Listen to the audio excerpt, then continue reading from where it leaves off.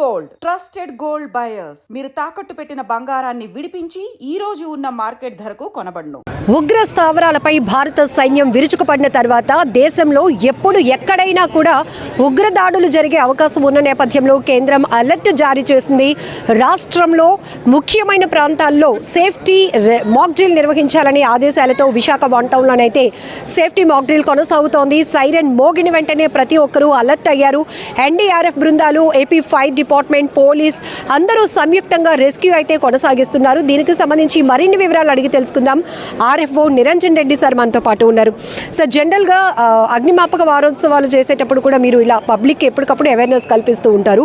But especially ఇప్పుడు మాత్రం central government డైరెక్షన్స్తో చేస్తున్నారు. ఇప్పుడు ఇక్కడ కొనసాగుతున్నటువంటి మాక్ డ్రిల్ ఈరోజు మనం ముందుగా మార్నింగ్ కోఆర్డినేషన్ మీటింగ్ ప్రకారం ఈరోజు ఒక ప్లాన్ ఆఫ్ యాక్షన్తో మనం ఈ సివిల్ డిఫెన్స్ మాక్ ఎక్సర్సైజ్ని as per central government directions చేస్తున్నామండి.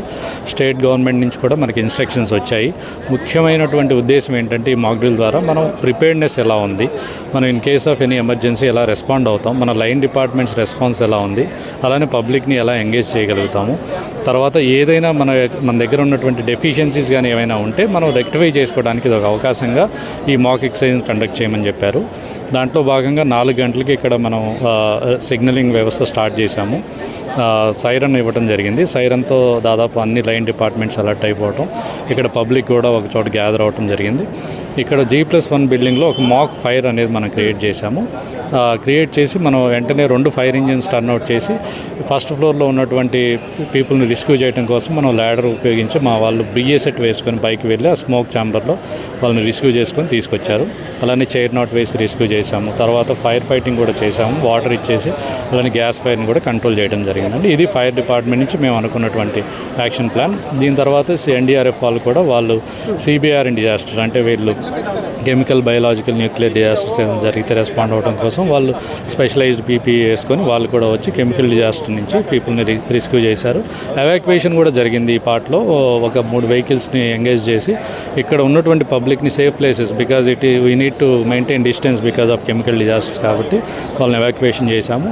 ఇప్పుడు SDRF వాళ్ళు మాత్రం మన స్కూల్లో డెమో కూడా చేస్తున్నారు. వాళ్ళు కూడా స్కూల్ పిల్లలు ఒకవేళ ఈ ఎమర్జెన్సీ సిచ్యువేషన్లో వాళ్ళు ఎలా రెస్పాండ్ అవ్వాలి, వాళ్ళని ఎలా సేఫ్ గార్డ్ చేసుకోవాలి, బిల్డింగ్ కొలాప్స్ కనుక అయితే ఆ బిల్డింగ్ కొలాప్స్లో నుంచి వాళ్ళు ఎలా సేఫ్ గార్డ్ చేసుకోవాలని దాని మీద కూడా ఏమో జరుగుతుంది. సార్, దాడులు ఎన్ని రకాలుగానైనా జరగవచ్చు. బట్ ఏపీ ఫైర్ డిపార్ట్మెంట్ నుంచి మీ కన్సర్న్ ఎట్లా ఉంటుంది సరే? ఏ రెస్క్యూస్లో మీ పార్టిసిపేషన్ ఉంటుంది? Fire department is the first responder for any emergency అండి. So because we're available always 24/7. 101కి ఫోన్ చేసినా, 112కి చేసినా, 100కి చేసినా, దేనికైనా సరే ఇమ్మీడియట్గా మన టీం రెస్పాండ్ అవుతుంది. విశాఖపట్నంలో మనకి 4 ఫైర్ స్టేషన్స్ ఉన్నాయి. దాదాపు 7 యూనిట్స్ ఉన్నాయి, 7 ఫైర్ ఇంజిన్స్.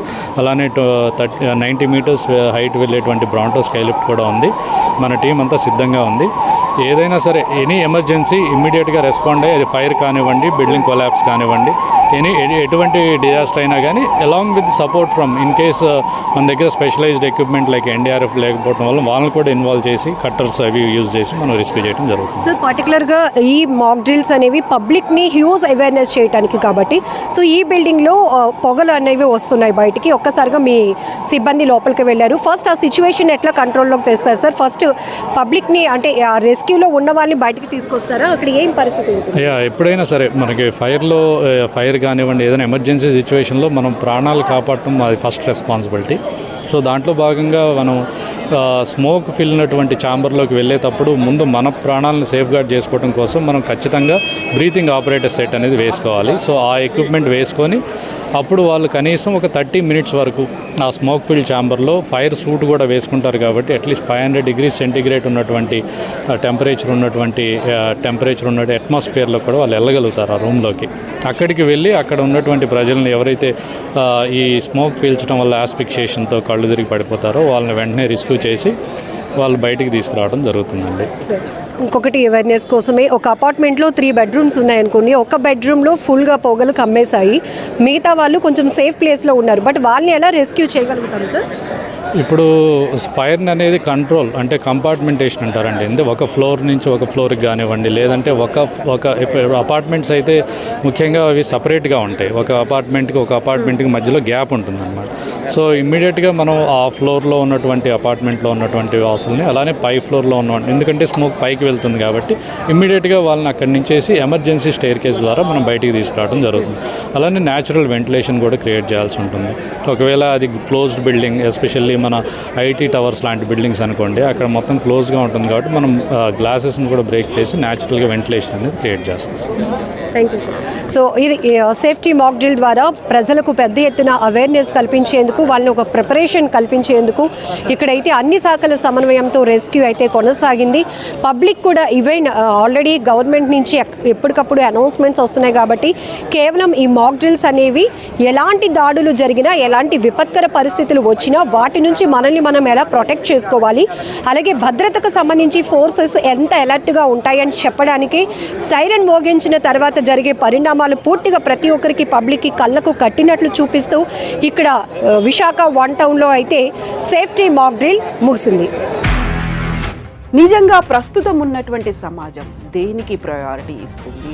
ఆర్థిక సంబంధాల చుట్టూ మాత్రమే తిరుగుతోంది. మళ్ళీ ఎన్నికలంగానే చాలా విరక్తి కలుగుతున్నాం. మంచి అనిపిస్తుంది కదా, లేడీస్ కూడా ఛాలెంజింగ్ జాబ్స్ చేసినప్పుడు చాలా బాగుంటది. ట్రాఫిక్ అసిస్టెంట్స్ గా నియమించిన ట్రాన్స్జెండర్స్ అందరితో సాల్యూట్ చేయించుకుంటున్నారు. ఫుడ్ డెలివరీ ఇవ్వటానికి వెళ్ళినటువంటి డెలివరీ బాయ్ అనిల్ పై కళ్ళ ముందు పెళ్ళండి కొట్టి